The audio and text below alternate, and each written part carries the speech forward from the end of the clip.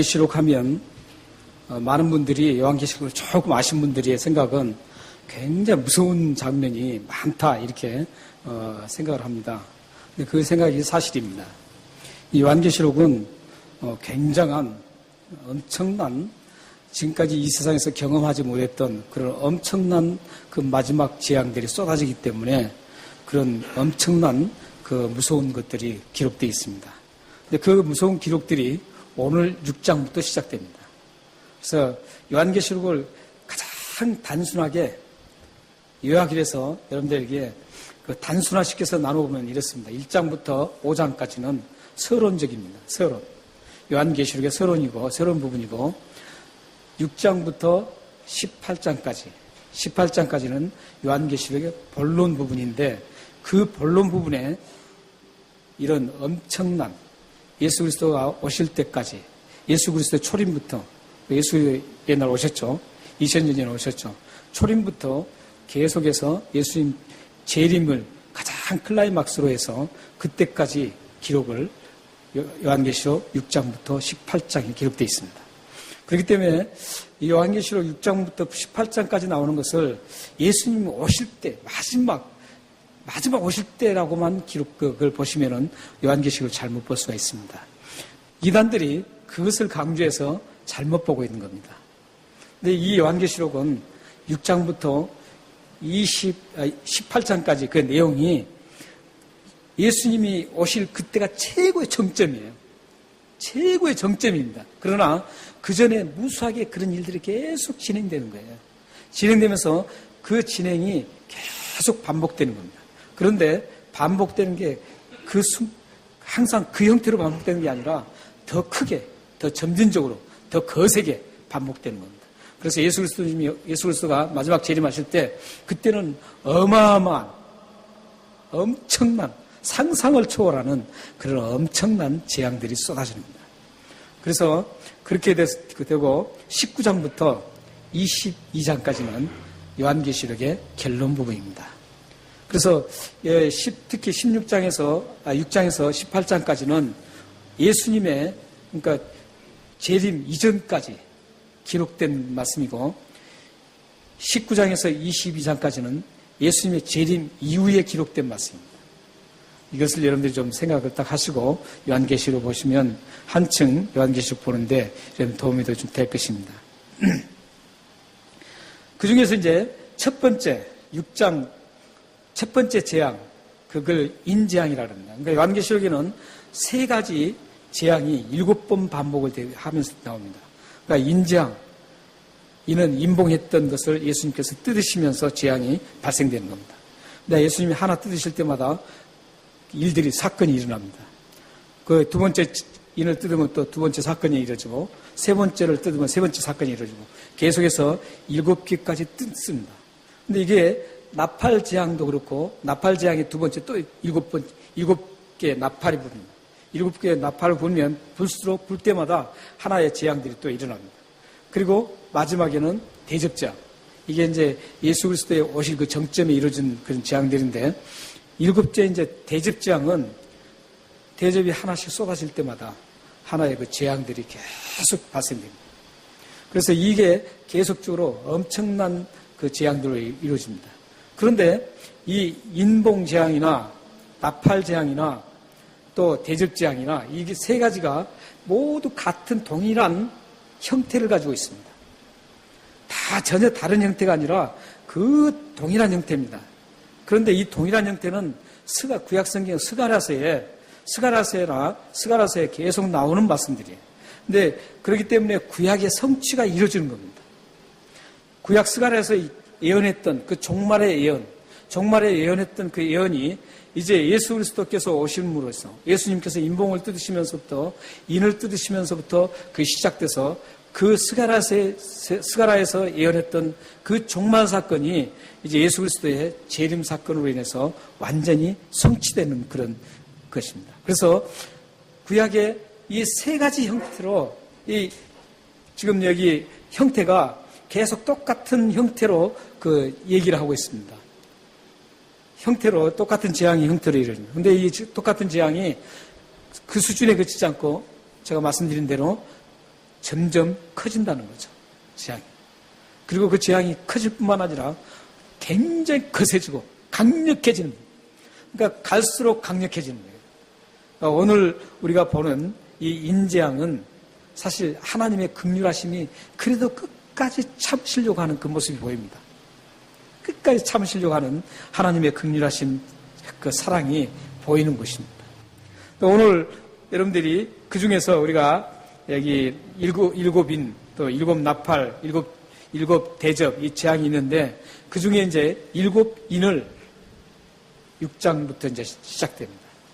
일곱인이 시작되는데 오늘 우리가 함께 읽었던 말씀에는 6장 1절에서 6절 말씀에는 세 가지 재앙이 나옵니다. 세 가지 인을 뜯습니다.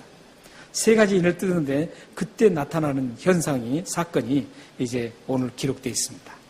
오늘 기록되어 있는데 한번 보십시오. 보시면은 오늘 우리 최후 승리를 위한 이 예수님께서 이제 지난주까지 우리가 계속 봤던 것은 어떤 장면이었습니까? 하나님의 보좌에 책이 들렸었는데 그 책을 뜯을 사람이 없는데 예수 그리스도께 십자가에 죽으심으로 그 책을 뜯을 수 있는 그 책을 받아서 그 펼쳐볼 수 있는 자격을 가졌기 때문에 예수 그리스도께서 이제 그 하나님의 오른손에 들려있던 두루마리 그 책을 받았습니다. 받으시고 이제 오늘 6장부터 하나씩 이제 오픈을 하는 겁니다. 오픈을 하는데 인봉 딱 이렇게 인이라는 것은 두루마리로 되어 있는데 그건 정확하게 알 수 없지만 두루마리로 되어 있는데 두루마리가 하나 말려서 이렇게 갈 때마다 그 부분에 인봉이 계속 찍혀 있다 그래요. 그래서 그걸 뜯으면 또 한편으로 넘어가고 이런 식으로 됐다 그래요. 근데 예수님께서 오늘 세 번의 인을 이제 떼시는 거예요.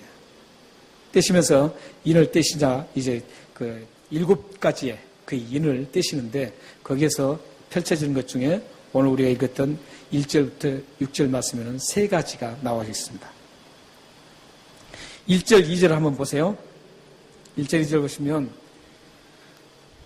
내가 봄에 어린 양이 7인 중에 하나를 떼시는데 이제 하나를 떼시죠. 그때 내가 들으니 내 생물 중에 하나가 우레소리와 같이 말하되 오라 하기로 이렇게 합니다. 이게 신호예요. 지금 이제 신호가 되니까 이제 어떻게 돼요? 2절에 보면 이에 내가 보니 흰말이 있는데 그 탄자가 활을 가졌고 멸관을 받고 나아가서 이기고 또 이기려고 하더라. 첫 번째 이제 인을 뜯었는데 뭐가 나타났어요? 흰말이 나타납니다. 흰말이 나타나는데 여기는 아무런 어떤 죽음이라든지 그런 게 나타나지 않죠.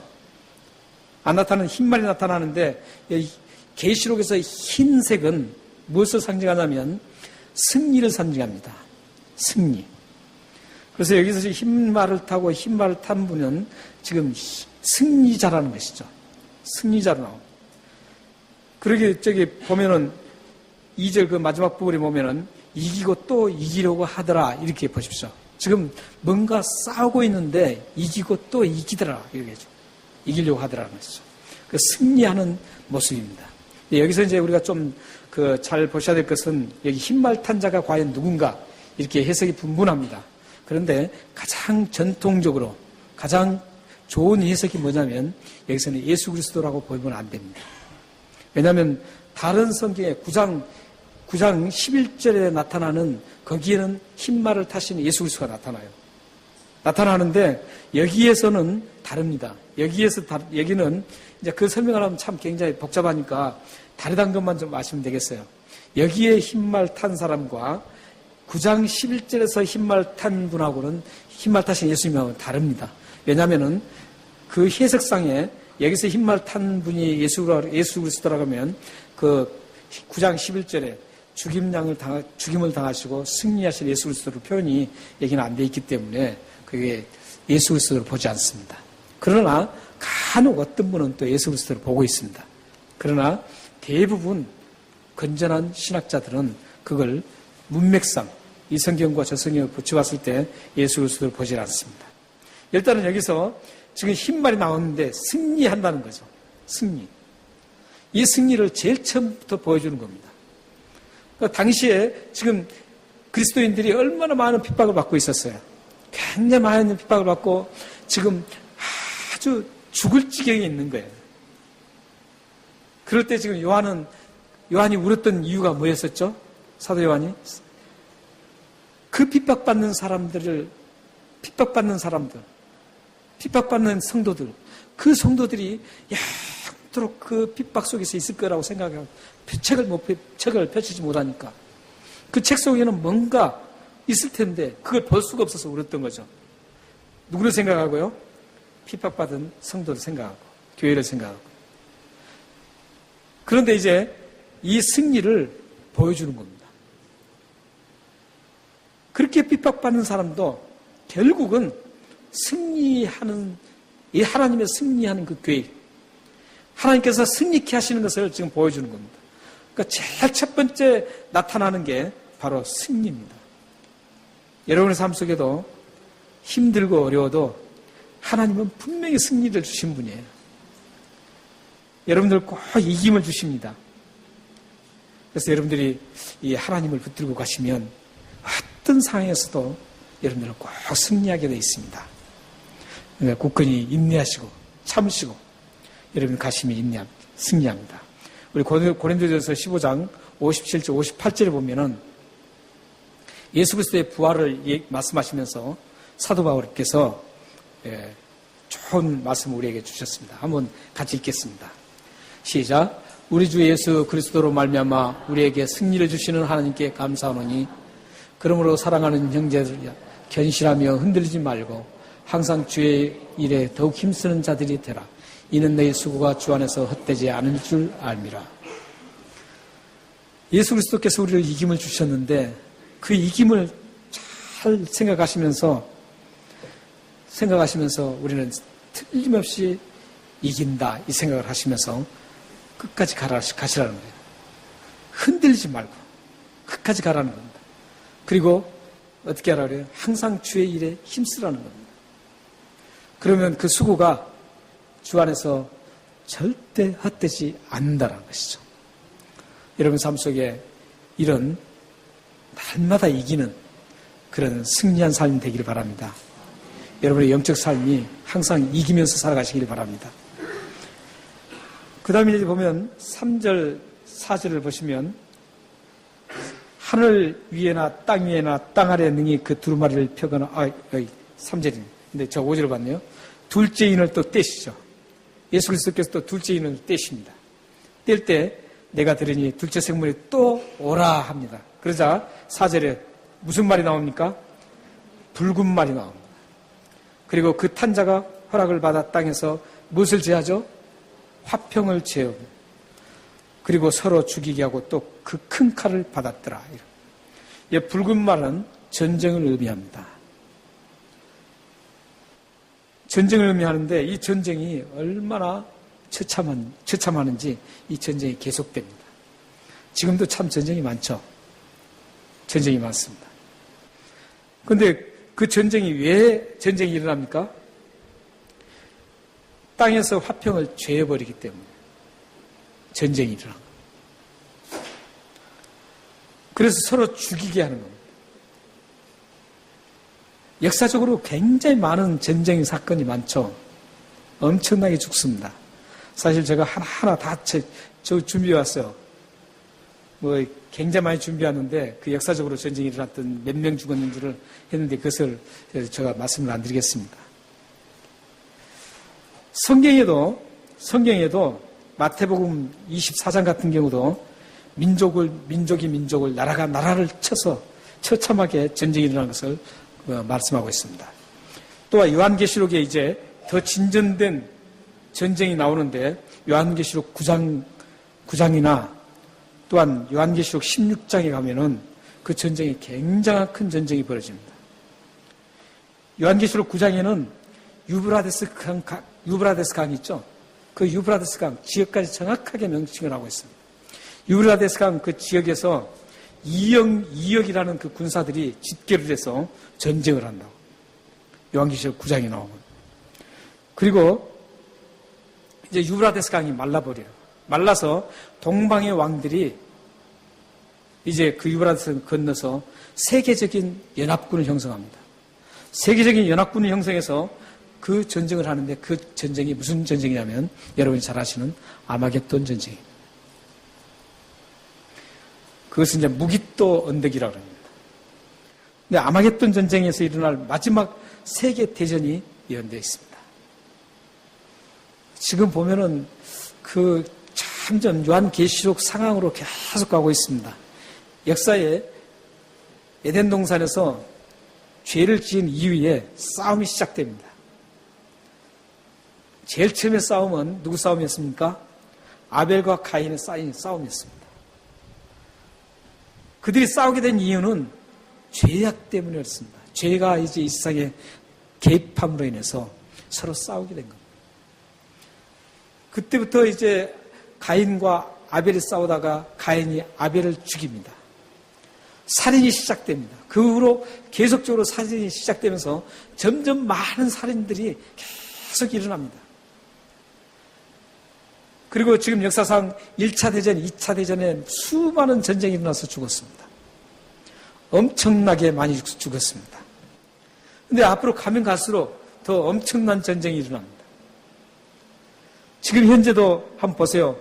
이 연합군이라는 거 한번 생각해 보면 요한계시록 최후의 전쟁인 요한계시록 16장에 나오는 아마겟돈 전쟁, 무깃도 언덕에서 일어나는 아마겟돈 전쟁을 보면 연합군이라는 그 연합에서 많은 연합군들이 함께 싸우게 되는데 지금 쉽게 연합군이 형성되죠. 형성이 잘 되죠. 지금 특히 뭐 IS라고 해서 저거 하나 지금 없애려고 말이죠. 세계 지금 다 지금 함께 막 연합을 하죠. 근데 이게 이제 3차 대전인지 어떤 일은 몰라요, 우리는. 그러나 이게 그렇게 될 수도 있습니다. 이게 성경에 나오는 요한계시록 16장의 성취가 될 수도 있습니다.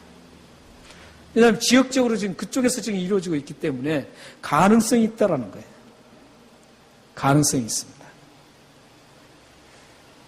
그래서 전쟁은 항상 연합군을 형성하기는 해요. 하지만 이 마지막 요한계시록 16장에 나오는 그 무깃도 언덕에서 전쟁, 아마겟돈 전쟁은 최후의 전쟁입니다. 그게 언제 일어날지 우리는 모릅니다. 우리는 그래서 그 전쟁을 보면서 한 가지 생각해야 될 게 있어요. 그 전쟁이 왜 일어났는가? 죄 때문에 일어나는 거죠. 죄는 왜 그러는가? 욕심이 잉태한 즉 죄를 낳는다는 거. 욕심입니다. 욕심이 잉태한 즉 죄를 낳고 죄가 장성한 즉 어떻게 됩니까? 사망을 낳습니다. 다 욕심이에요. 지금 보세요. 싸우는 거 다 욕심입니다. 서로 누가 막 겁어질 것인가 이런 싸움이죠. 그런데 우리 그리스도인들은 그런 모습을 보면서 어떻게 할 것인가? 우리 그리스도인들은 욕심이 없는 사람이 돼야 됩니다. 뭐든지 그래요. 내가 내가 나서야겠다 이런 욕심보다는 내가 희생하고 그리스도인의 정신은 내가 희생하고 내가 죽는 겁니다. 예수 그리스도께서 십자가에 죽으심으로 인해서 우리 죄를 용서하신 것처럼 우리들도 다른 사람, 이웃들을 향해서 상대방을 향해서 내가 죽는 삶을 살아야 됩니다. 이게 우리 그리스도인들이에요. 그래서 마태복음 5장 38, 39절 보면 또 눈은 눈으로 이는 이로 갚으라 하였다는 것을 너희가 들었으나 나는 너에게 이르노니 악한 자를 대적하지 말라. 누구든지 내 오른편 뺨을 치거든 왼편도 돌려대라. 누가 말씀하셨어요? 예수님 말씀하셨습니다. 지금 전쟁이 서로 욕심인데 욕심으로 잉태해서 지금 전쟁이 일어나는데 죄가 막 장성하고 일어나는데 그렇거든요. 저 사람이 나를 한데 뭘 때렸어요. 그러면 내가 참고 사랑으로 감싸버리면 끝납니다. 그러니까 율법에 지금 저희 38절에는 율법을 얘기하고 있거든요. 율법은 이는 이 응보 관계를 지금 얘기했습니다. 그러나 예수님은 그 관계를 완성하기 위해서 오셨기 때문에 예수님은 그렇게 말씀하시지 않습니다. 그래서 내가 한 사람을 죽이면 또 다른 사람이 그 사람을 죽이고 이렇게 되면 계속 붙는 거죠. 싸우는 겁니다. 그러니까 지금도 보면 그 전쟁이 일어나는 거 보면 다 그런 형태죠. 전쟁이 일어나는 거 보면 욕심으로 처음에 시작됩니다. 석유를 뺏는다든지 뭔가 땅을 뺏는다든지 이런 욕심에서 출발합니다. 그래서 사람을 죽여요. 그러면 그 사람 죽은 사람 가만히 있어요? 안 죽고 안 죽죠. 또 대적해요. 그러면 또 하고 이렇게 해서 계속 분란이 투쟁이 그치지 않습니다. 이게 세상적인 삶의 방식입니다. 우리들의 삶의 방식은 예수 믿는 우리들의 삶의 방식은 그런 삶의 방식이 아닙니다. 우리들의 삶의 방식은 저 사람이 나를 죽여도 나는 그대로 죽는 겁니다. 스데반을 보십시오. 예수님을 보십시오. 예수님이 안 죽어도 충분히 다 사실 수 있는 분이셨어요. 그러나 예수님은 원수들의 손에 죽으면서 아무런 저항도 하지 않습니다.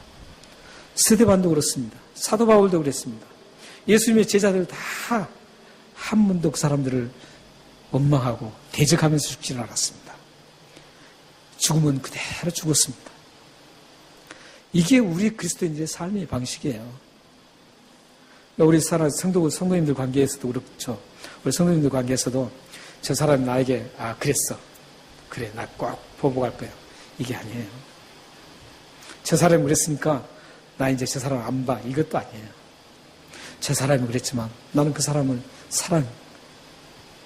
원수를 사랑하는 겁니다. 더 사랑해주고 그 사람을 감싸 안으면 그 사람이 녹아버려요. 그 사람이 녹습니다. 그리고 다음에 그 사람이 나의 지원자가 됩니다. 우리들의 삶의 방식이 그래요. 성경적인 삶의 방식이에요. 지금 미국 같은 나라가 성경에 세워진 나라라고 하지만 그걸 안 하니까 저렇게 지금 세계가 그래요. 당해도 그냥 알았어 우리 당했다. 그러나 그냥 도와주고 사랑해 하면은 저런 일이 안 나요. 테러가 안 일어나요. 그래서 우리는 우리 주위에서도 그런 분들 보면은 그런 분들이 있어요. 막 굉장히 비난하고 힘들게 해도 그 사람을 기도하면서 다 감사하는 분들이 계세요. 근데 그분들을 보면 다음에 그 자녀들까지도 아주 잘 나갑니다. 오히려 그 사람들이 도와줍니다. 그래서 조금만 일 가지고도 나를 그렇게 했어? 내 자존심을 상하게 했어 해서 대적하는 분들은 아주 힘듭니다. 그러니까 여러분 삶이 바보 같지만 바보처럼 사시기 바랍니다. 그런 모습이 곧 그리스도인 모습입니다. 하나님이 아시면 되는 겁니다. 그리고 이제 5절, 6절을 한번 보십시오. 5절, 6절을 보시면 또 예수 그리스도께서 인을 떼십니다. 세 번째 인을 떼실 때 내가 들으니 셋째 생물이 말하되 또 오라 그랬죠. 내가 보니 이제 무슨 말이 나옵니까? 검은 말이 나옵니다. 그 탄자가 손에 무엇을 가졌어요? 저울을 가졌습니다. 그리고 내가 내 생물 사이로부터 나는 듯한 음성을 들으니 이르되 한 데나리온의 대로다. 또 감나무와 포도주는 해치지 말라 하더라. 여기에 보면 지금 검은 말은 무엇을 의미하냐면 기근을 의미합니다. 기근. 요한계시록 계속 나옵니다. 여러분들이 요한계시록 계속 읽으실 때 이 색깔을 잘 기억하시면 요한계시록 읽을 때 굉장히 편리합니다. 기근을 얘기합니다. 그 기근에 대한 게 이제 쭉 나오잖아요. 손에 저울을 가졌던 것은 이 저울은 어떤 저울이냐면 이 두 개의 양쪽 그 저울이 있는 거예요. 그걸 총칭이라 그러죠. 이 두 개의 저울이 있는데 이게 그 다른 거죠. 달아서 이렇게 올라가고 있죠. 이 저울을 말하는데 곡식을 다는 곡식을 다는 겁니다. 곡식을 다는데 보면은 밀 한 대에 얼마 주고 사요? 한 데나리온 주고 사는 겁니다. 한 데나리온은 당시에 노동자가 하루 종일 일해서 벌은 품삯입니다. 품삯인데 여기 밀 한 대는 한 사람이 먹을 양식입니다. 한 사람이 먹을 양식. 그러니까 하루 종일 벌어서 한 사람이 먹을 양식을 살 수 있는 겁니다. 그러니까 아주 기근이 들어서 곡식이 없는 거예요. 곡식이 없으니까 어때요? 인플레이션이 일어난 거예요. 곡식이 없으니까 자연스럽게 곡식값이 굉장히 높이 뛴 거예요. 그래서 그 곡식을 사려면 굉장히 비싼 거예요.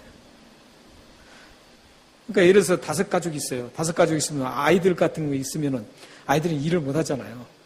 못 하는데 부모가 가서 하루에 일을 했어요. 그러면 한 사람 먹을 것밖에 못 벌어요. 얼마나 비싼지. 그래서 그걸 가족들하고 같이 먹어야 되니 얼마나 힘들겠어요.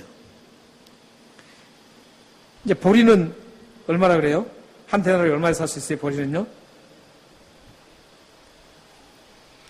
보리는 몇 대예요? 석 대를 살 수 있대요. 그러니까 3사람 분량을 살 수 있는 거예요. 왜냐하면 보리가 다 더 쌌어요. 옛날 우리 뭐 보릿고기라고 있고 그랬는데 보리밥 먹고 그랬었죠. 예. 밀보다 보리가 더 쌌어요. 그래서 이 보리를 사요. 그러니까 굉장히 당시에 그 한 6배에서 10배가 뛰었다 그래요. 뛴 거라 그래요. 그러니까 굉장히 힘든 거예요. 먹고 살기가. 얼마나 기근이 들었으면. 먹고 살기가 엄청나게 힘든 겁니다. 그렇지만 하나님의 긍휼하심으로 다 굶어 죽게 하지는 않습니다. 어떻게 해요? 감람류와 포도주는 해치지 말라 이렇게 하고 있습니다.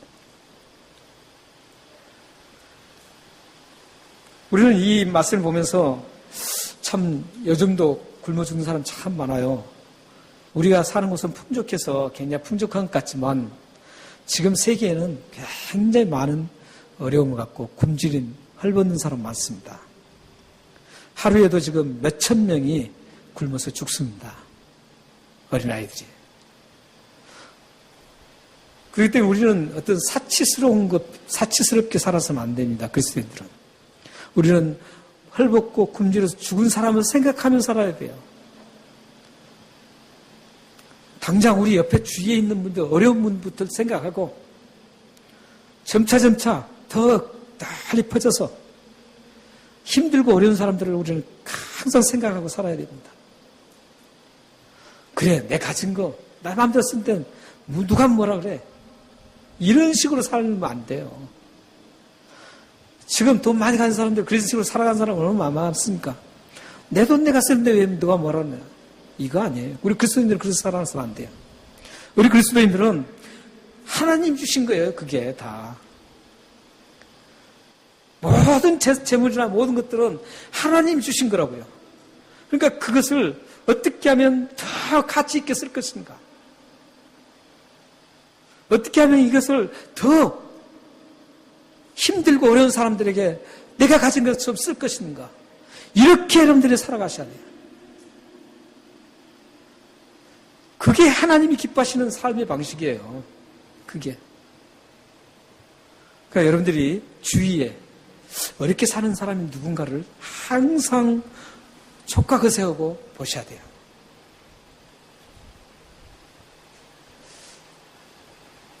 그리고 여러분들 주위뿐만 아니라 전 세계를 다 보면서 어려운 사람들에게 여러분들의 손길을 미칠 수 있는 데까지 미치게 여러분 손을 벌리셔야 됩니다. 그러면 하나님께서 가만히 두시겠어요?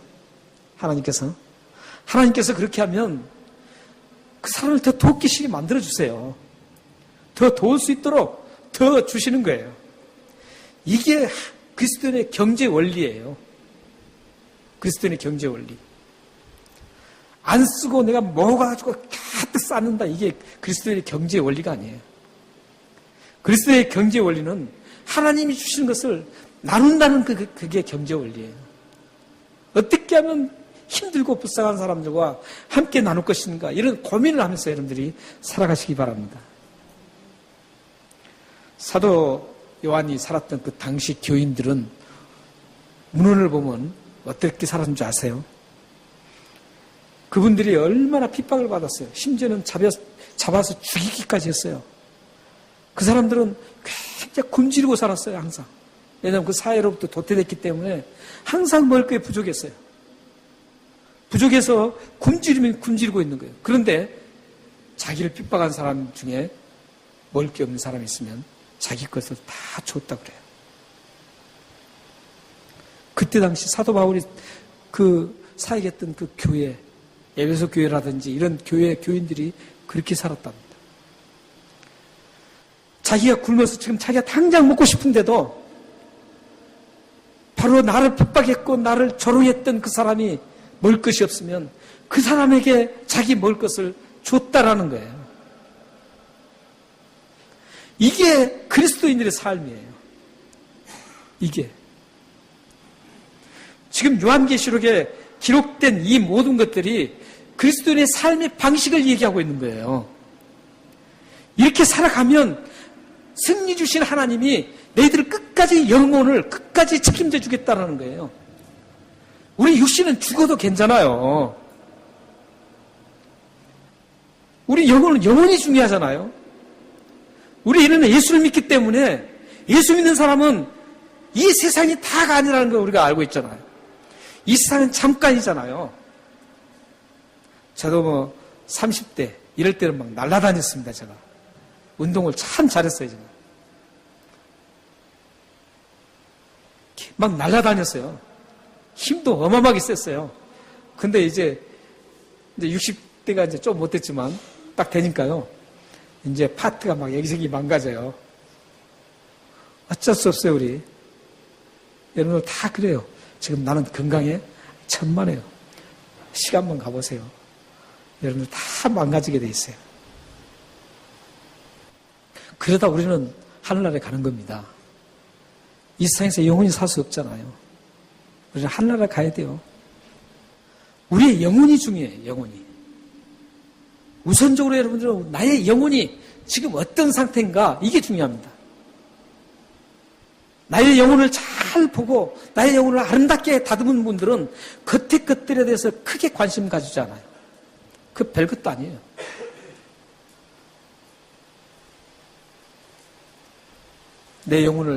나의 영혼이 아름답게 만들어진대. 내 영혼이 더욱더 성숙하고 내 영혼이 하나님과 깊은 관계를 맺고 이렇게 가면은 나를 누가 말하고 힘들게 해도 별로 관심 없어요. 다 사랑하고 용서할 수 있어요. 용서할 수 있습니다.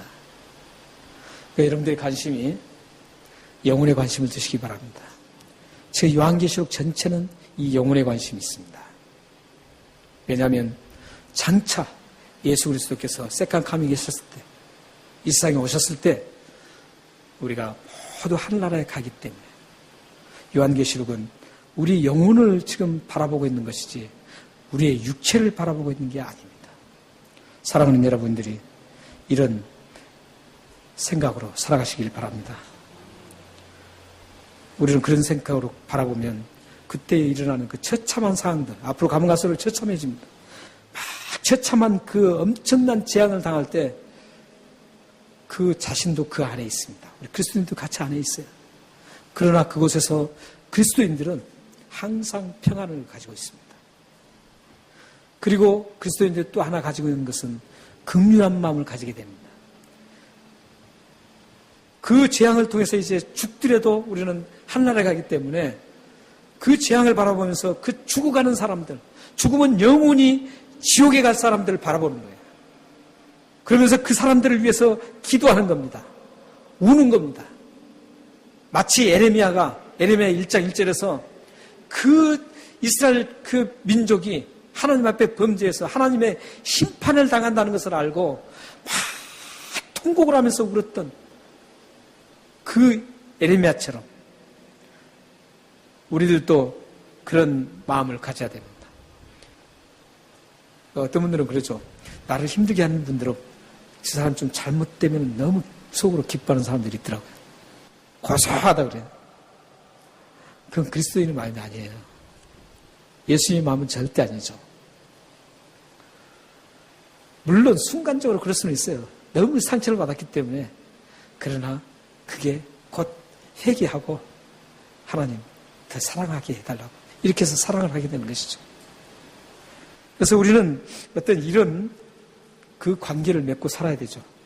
그래서 그 불쌍한 사람들을 위해서 재앙 속에서 함께 있으면서 그 재앙을 당하는 사람을 정말 봐라, 너희들이 우리를 그렇게 핍박했으니까 너희 재앙당하지 않냐, 예수 안 믿었으니까 고소하다, 이렇게 아니라 그 사람들을 위해서 기도해야 됩니다. 그래서 마태복음 5장 44절을 보십시오. 마태복음 5장 44절 한번 읽고 마치겠습니다. 다 같이 읽겠습니다. 시작. 나는 너에게 이르니 너희 원수를 사랑하며 너희를 박해하는 자를 위하여 기도하라. 기도하라. 원수를 사랑하고 박해를 한 사람을 위해서 기도하라. 요한계시록은 지금 하나님의 백성들이 이런 마음으로 살아가는 것을, 그 삶의 방식을 지금 우리들에게 제시해주고 있습니다.